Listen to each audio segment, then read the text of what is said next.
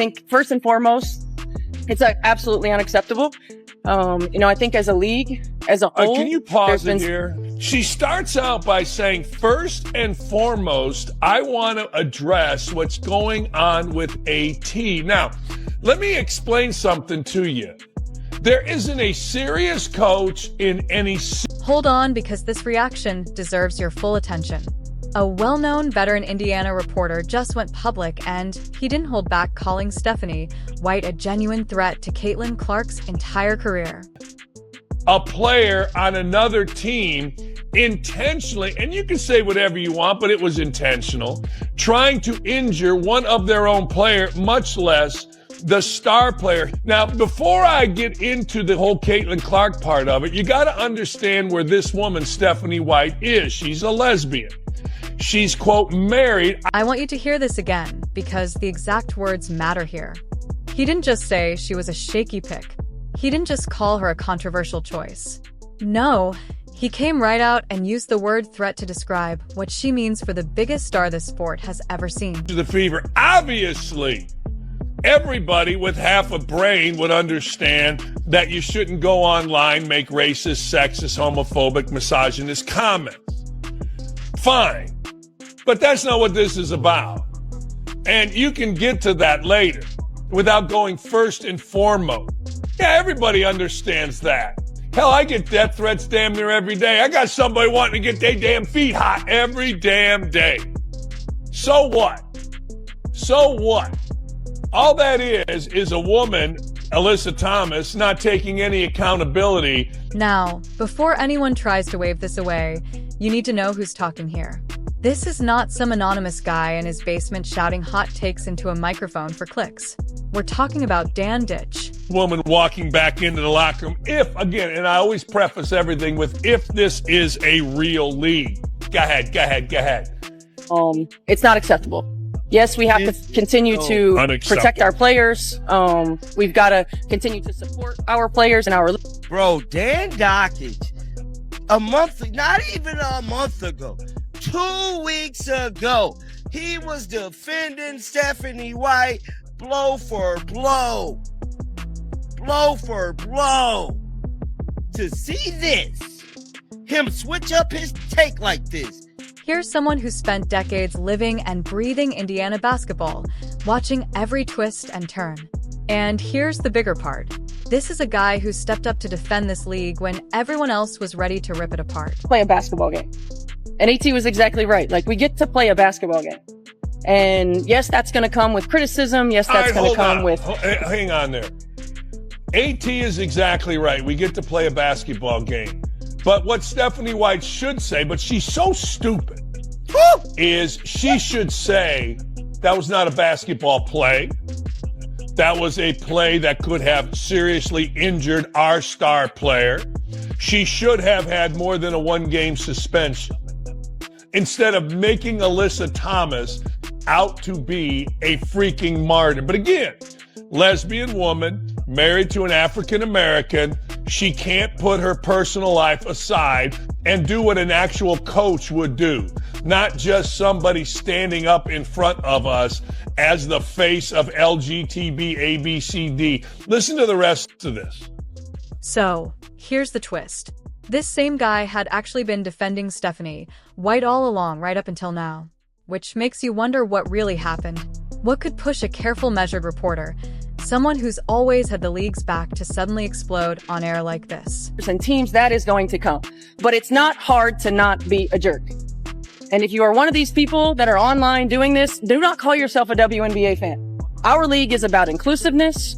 Our league is about competition. Our league is about elevating women, elevating marginalized communities, including and being inclusive of.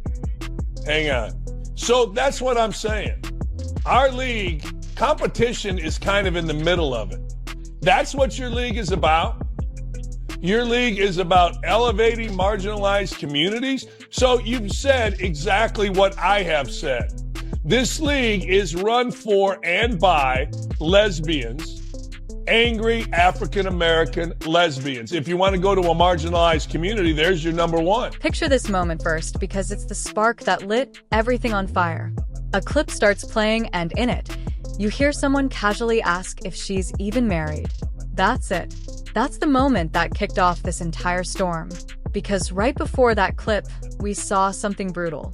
Alyssa Thomas throwing a vicious, completely unnecessary shot at Caitlin Clark's throat, live in front of everyone, sending the entire basketball world into a frenzy. And what did the league do about it? A one-game suspension. That's the whole punishment. But here's the part that really makes your jaw drop.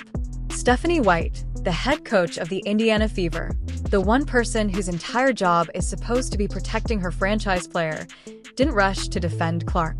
Instead, her very first move was standing up in public to defend the player who had just physically hurt her own star. Stop and really sit with that for a second.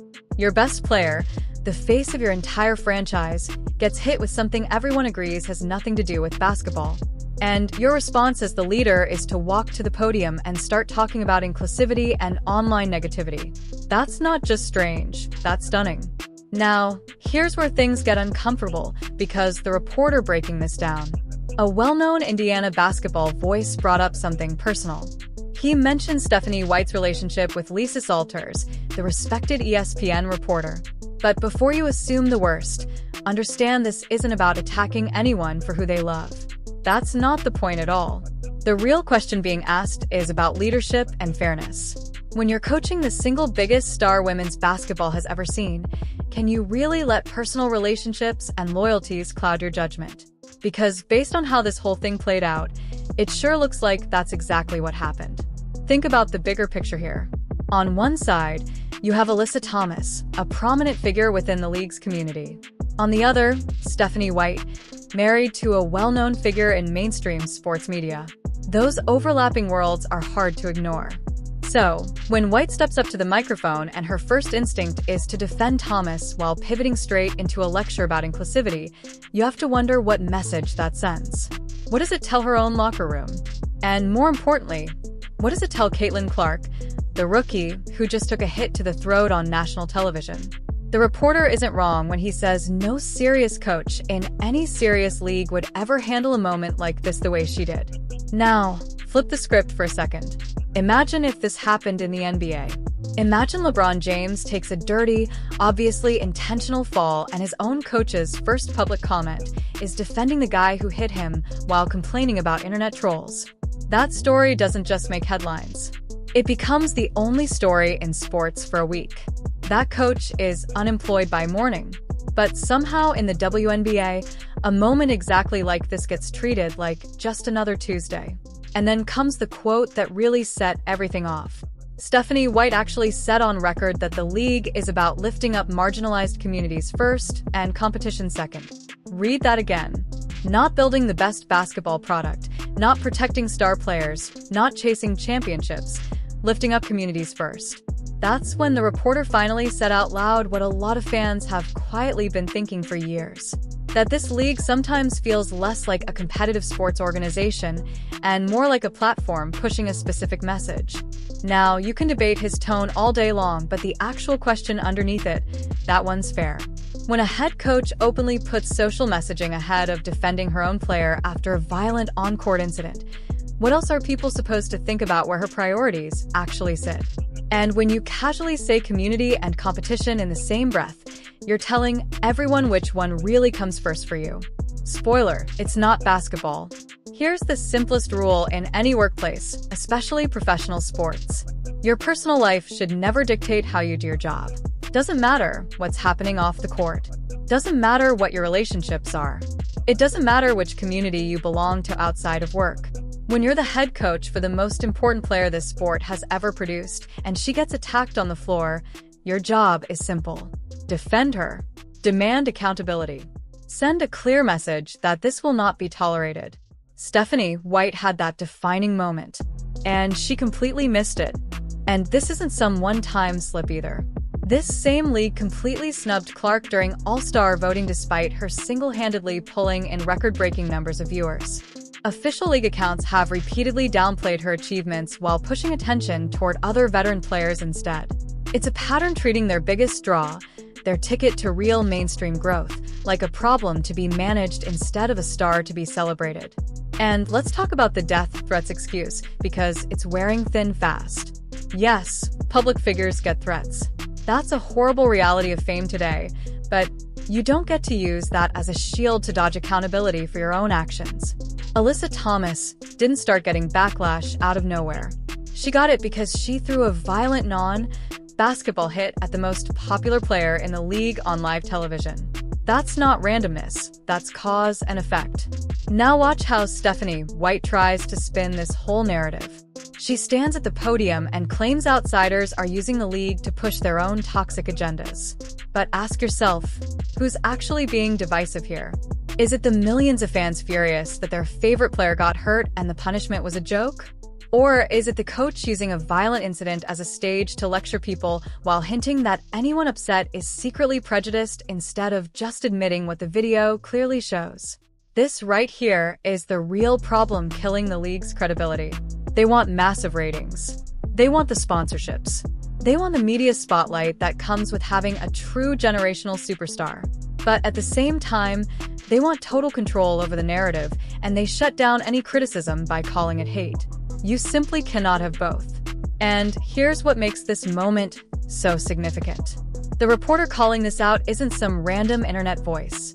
He's a respected figure who has covered Indiana basketball for decades. He is not a troll looking for clicks. And just 2 weeks before this, he was actually defending Stephanie White on air. Now he's calling her out by name and openly questioning whether league leadership even cares about the actual sport anymore. That's not a small shift. That's a massive warning sign. Because when you start losing people who genuinely wanted this league to succeed, you know something has gone seriously wrong. Through all of this, remember Caitlin Clark never asked for any part of this drama. She just wants to play basketball. Instead, she's become the unwilling center of every cultural fight this league has been quietly having for years. It's obvious the league's old guard resents her overwhelming popularity. They resent that a player from a small-town college background became the one to finally break through to mainstream America. And they seem to resent that millions of her new fans don't care about the league's messaging. They just want to watch great basketball. So instead of embracing that opportunity and building around their biggest star, the people in charge keep finding new ways to work against her. And this is what makes the whole situation even worse for White personally. When she stood at that podium and said her first priority was addressing what happened with it, that wasn't a slip of the tongue, that was a decision. In that moment, she chose to paint Alyssa Thomas as the victim of the story. While brushing aside the rookie who actually took the hit, she framed the entire controversy as being about online negativity, ignoring that it started with a violent play that deserved a much harsher punishment. At the end of the day, she chose her personal alliances over her professional duty to protect her team. And that tells you everything about where her priorities really are. Here's the truth about leadership at the highest level. Players notice everything. Every press conference, every interview, every decision about who gets defended and who gets thrown under the bus. And what did Clark learn from watching that press conference? That her own coach won't stand up for her when it matters most. Think about the damage that does to trust between a player and her coach. Clark is only 22, playing through her first season in a league where established veterans have made their resentment toward her painfully clear. In an environment like that, she needs a coach who will fight for her, not one who uses attacks against her as an opportunity to lecture fans. It's honestly hard not to compare this to former coach Christy Sides. People questioned her coaching decisions plenty, but one thing she always did was defend her players no matter what. She never used press conferences as a political platform. She just showed up and coached basketball. And looking back, that simple approach looks a lot better than what we're seeing now. And that's exactly why the reporter's mention of White's own basketball background stings so much. She was Indiana's Miss Basketball, a Purdue legend, a national champion. She, more than almost anyone, should understand the pressure that comes with being the face of a team. She lived it. And yet, in the exact moment Clark needed someone who understood that pressure to step up for her, White failed to deliver.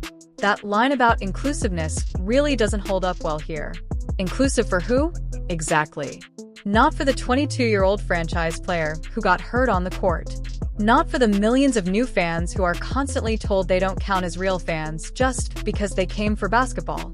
And definitely not for anyone who simply believes a professional sports league should focus on the sport itself.